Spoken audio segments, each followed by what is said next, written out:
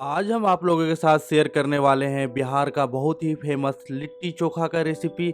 और इस लिट्टी चोखा को हम एकदम ट्रेडिशनल और एकदम ऑथेंटिक तरीके से बनाएंगे। और आप देखेंगे कि इस लिट्टी को हम उपले पे बनाते हैं और एकदम विलेज स्टाइल बनाएंगे, जैसे कि बिहार के गाँवों पे बनाया जाता है। तो आइए इसे हम बनाते हैं।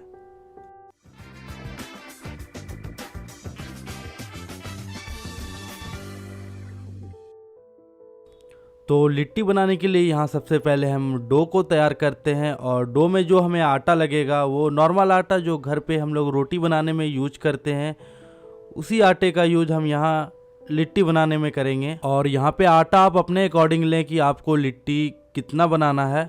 और हम यहाँ आटे में अब पानी डालेंगे और पानी हमें यहाँ थोड़ा थोड़ा करके डालना है। तो यहाँ हमें एक बात का ध्यान रखना है, जब भी हम लिट्टी के लिए डो तैयार करेंगे तो हमारा जो डो है वो ज़्यादा ढीला नहीं होना चाहिए, वो थोड़ा टाइट ही होना चाहिए, जिससे कि हमारा लिट्टी में एक अच्छा सा शेप आ पाए। अगर वो ढीला रहेगा तो वो शेप उतने अच्छे तरीके से हमारा लिट्टी का नहीं आ पाएगा।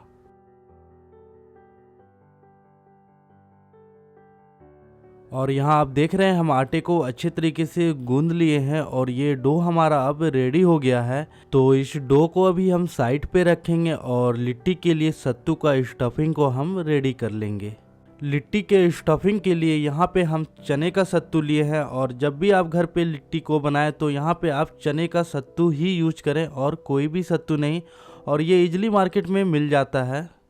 यहाँ हमारा 200 ग्राम चने का सत्तू है और इसमें हम 1.5 चम्मच नमक डाल रहे हैं। नमक यहाँ आप अपने टेस्ट के अकॉर्डिंग डालें। और साथ ही इसमें हम डालेंगे 1 छोटा चम्मच अजवाइन। और इसमें हम डालेंगे 1 छोटा चम्मच कलौंजी। और इसमें अब हम डालेंगे लहसुन की कलियाँ, जिसे कि हम रफली चॉप कर लिए हैं। और लहसुन के बाद इसमें हम डालेंगे ये अदरक, इसे भी हम रफली चॉप कर लिए हैं। और इसमें डालेंगे हरी मिर्ची, इसे भी हम रफली चॉप कर लिए हैं। हरी मिर्ची के बाद इसमें हम डालेंगे प्याज, ये 2 मीडियम साइज का प्याज है हमारा और इसे हम रफली छोटे छोटे टुकड़ों में चॉप कर लिए हैं। प्याज के बाद इसमें हम डालेंगे 2 चम्मच मस्टर्ड ऑयल। यहाँ पे आप सरसों के तेल का ही यूज करें और कोई भी तेल नहीं। यहाँ पे आप आम के अचार का तेल भी यूज कर सकते हैं। और इसमें अब हम डालेंगे नींबू के रस को। और यहाँ पे हम डालेंगे कटे हुए धनिया के पत्ते को, इससे मसाले में बहुत ही अच्छा टेस्ट आता है। और यहाँ पे हम अपने सारे मसाले को हाथों से कुछ इस तरीके से मिला लेंगे अच्छे तरीके से। तो हाथों की मदद से हमें अपने सत्तू को अच्छे तरीके से मसलना है, जिससे कि प्याज से जो भी पानी निकलेगा वो सत्तू पे आए और हमारा सत्तू में एक अच्छा सा बैंडिंग आए। तो कुछ हाथों से जोरों से दबा के अपने सत्तू को कुछ इस तरीके से मसलना है हमें। इस सत्तू में हम ऊपर से एक्स्ट्रा पानी थोड़ा सा भी नहीं डालेंगे। यहाँ पे ये सत्तू हमारा रेडी हो गया है। तो स्टफिंग को स्टफ करने से पहले हम अपने सत्तू को थोड़ा सा टेस्ट कर लेंगे। और यहाँ पे हमारे सत्तू में नमक थोड़ा ज़्यादा होना चाहिए और खट्टापन एकदम परफेक्ट होना चाहिए। तो यहाँ पे हमारा स्टफिंग एकदम रेडी हो गया। तो इसे अब हम आटे पे स्टफ्ड करेंगे। तो यहाँ पे हम कुछ मीडियम साइज का लोई ले लेंगे और अपने दोनों हाथों के बीच में इस लोई को रख के हाथ में घुमा के कुछ इस तरीके से राउंड शेप में कर लेंगे। और यहाँ पे हमें अपने लोई के सेंटर पे दोनों अंगूठों को कुछ इस तरीके से रख के हल्के हाथों से दबाना है और 4 अंगुली को लोई के बाहर पे रख के कुछ इस तरीके से दबाते हुए छोटे कटोरे का शेप दे देना है। और इसमें अब हम करेंगे सत्तू का स्टफिंग, जो कि स्टफिंग हम पहले से ही रेडी करके रखे हैं। तो यहाँ आप अपने पसंद का स्टफिंग करें कि आप इसमें थोड़ा सत्तू को थोड़ा ज़्यादा भी डाल सकते हैं और थोड़ा कम भी डाल सकते हैं। अब इसके बंद करने के तरीके को आप बहुत ही ध्यान से देखिएगा कि हम बीच में से प्रेस करते हैं और साइड से इसके आटे को हम दबाते जाते हैं। तो यहाँ पे आपको जैसा इजी लगे आप अपने तरीके से भी इसे बंद कर सकते हैं।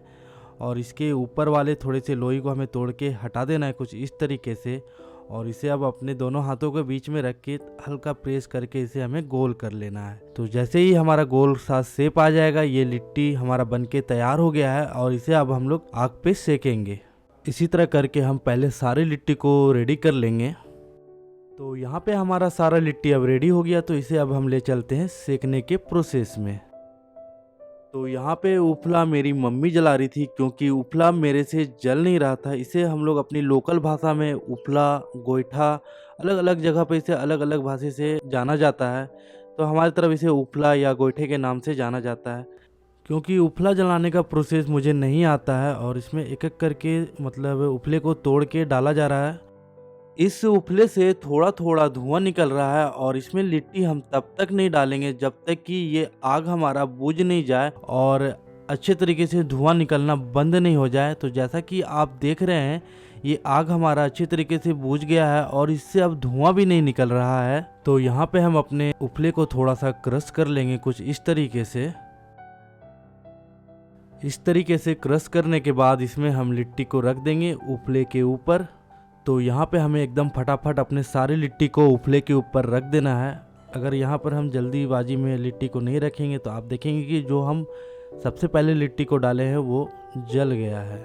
लिट्टी बनाते समय हमें एक बात का ध्यान रखना है कि नीचे बहुत ही ज़्यादा गर्म रहता है, तो इसे हमें तुरंत करके पलटना है।